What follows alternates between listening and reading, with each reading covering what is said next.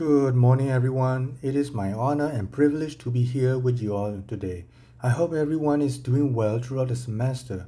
Today, I'm here to talk about a tragic ending of a specific type of ruling system. It is from Rome. As we all know, there is no perfect government till today as long as we are ruled by humans. Every form of government rise and fall, and it is natural. So I want to talk about the fall of the Roman Republic. How did it end? What were the causes?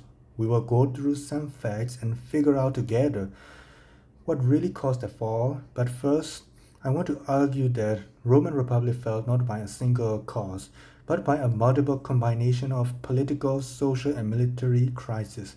This lecture will be only 10 minutes, so please follow along with me and focus, alright? First of all, let us explore the basic nature of Roman Republic. This system was rooted in the concept of conservatism. It is the principle of following the traditional values and ideas, the way of the ancestors. We also call it mos moerem. The system remains so conservative in the middle of the growing, constantly changing society, so there are a lot of conflicts and reforms going on in the city-state. This creates tension between conservative government and the citizens, because government keeps rejecting the structural reform, such as gradual reforms and civil war. Populus Romanus means the Roman people, meaning the central power of the government comes from the people. It shows that the state and the city are in contract, especially in election, legislation, war, and ratification. This over time creates a rival between the Senate and the people, leading to demagogues and civil war. Romans also like to keep their glory and honor by means of competition, especially in politics. Whoever wins the majority of people brings the glory to him. All elections, public speeches, and their work are opportunities for social elites. So this competition becomes rivalry that abolishes the state political balance. Romans love public assembly meetings where they talk about politics and express their visions. This leads to the rise of populist leaders like Gracchi, Caesar, and Claudius. So when we look back, this ruling system had good things, but also carry potential bad things like carrying the bomb inside. It could explode anytime. So we can say Roman Republic was a testing or prototype of republican government. Alright, let's explore the role of aristocrats. They are all small, noble groups that regulated some government roles in office, senate, and making decisions. These people were vowed to maintain their generational wealth, keeping their honor, so there was also competition among themselves to control and convince majority of people. Over time, they became hypocrites also. They seemed to be leading, but they were exploiting people for their personal gain. So basically, they want more power, more wealth after wealth. They paid for their clients, and the client in turn gives loyalty, praise, votes, and military services to them. That works pretty well as a social elite looking for more advocates, right? So we call it patron-client relationship. So their strategy was to win the office and magistracies as much as possible, acquire more wealth for popularity and more alliances. They also target religious officers to gain more power, more personal ambitions, more wealth, more rivalries, more corruptions, and in the upper class. So aristocrats were meant to maintain social order originally in the republic, but they were carried away by their human desires. Alright, let's explore the general history of the fall. So we have already seen the upper class is now corrupted by wealth. This creates unequal social balance, especially between patricians and plebeians. Oh, also keep in mind that Rome was at its height, conquering lands and wars, and the state was extremely wealthy. So power struggle between patricians and plebeians weakened the republic because plebeians created tribunes of the people to enter consulship. This made republic vulnerable to factionalism. Over time, they wrongfully used veto and threatened Senate by controlling the mob.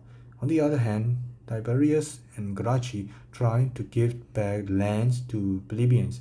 However, Roman senators murdered them, leading to more uprising of plebeians. This bloody solution abolished the republic's tradition of non-violence. So more violence is to expect. Speaking of military, strong generals like Marius and Sulla joined the conflict by recruiting poor soldiers and by promising land. This was a major point where people became loyal to generals instead of Rome. Sulla took over Rome and rewrote constitution by passing Senate.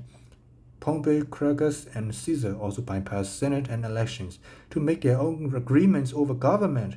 Later, Caesar dictated over a republic after many civil wars, revolutions, and completely overthrew Senate. That's why Varro said liberty of Rome existed only in name. Now, people crave for liberty, and Varro said a corrupted people cannot be free.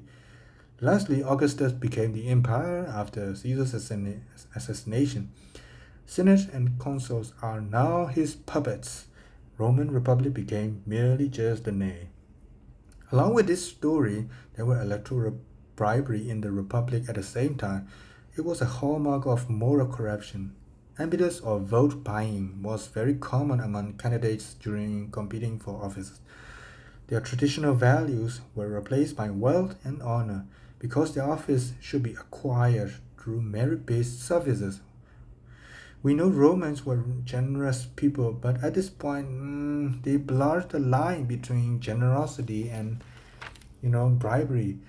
Impetus laws were also made to fix this problem, but they kept failing since the lawmaker himself broke the law. So there were frequent reforms, meaning that institutions was quite unstable.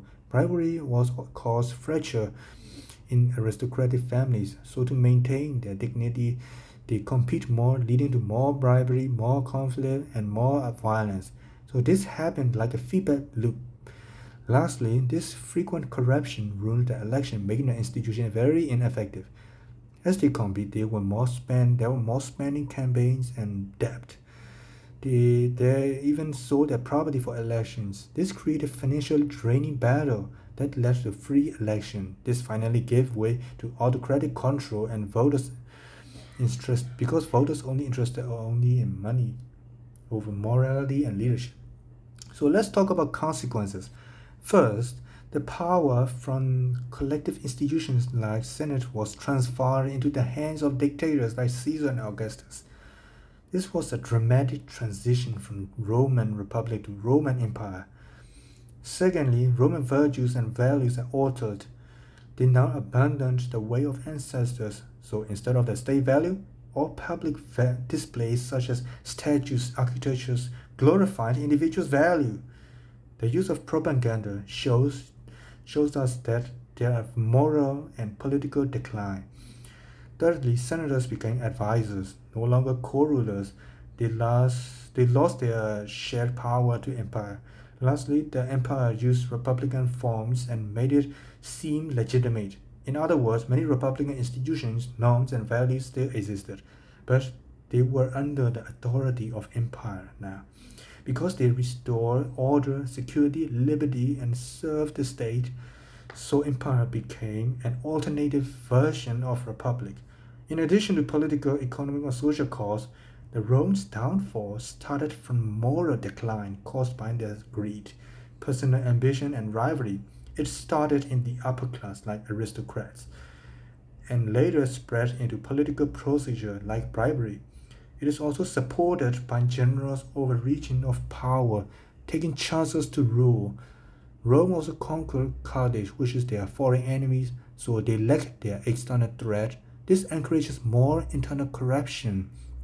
That means their republic system was not ready to handle extreme wealth, to manage the strains of empire, to balance economic inequalities, and to suppress tyranny.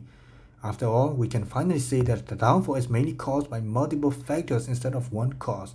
So what really caused the downfall seemed to be moral decline. It wasn't by political, economical, and social crisis, but behind all these causes, there was only one reason. So to answer my first question at the start of the lecture, so why did Roman Republic fall? It was because people wanted to become like gods. They overreached beyond their virtue instead of keeping it balanced, and they confused between pride and glory. This is Kaung from Western Civilization 1. Thank you for your attention. Bye.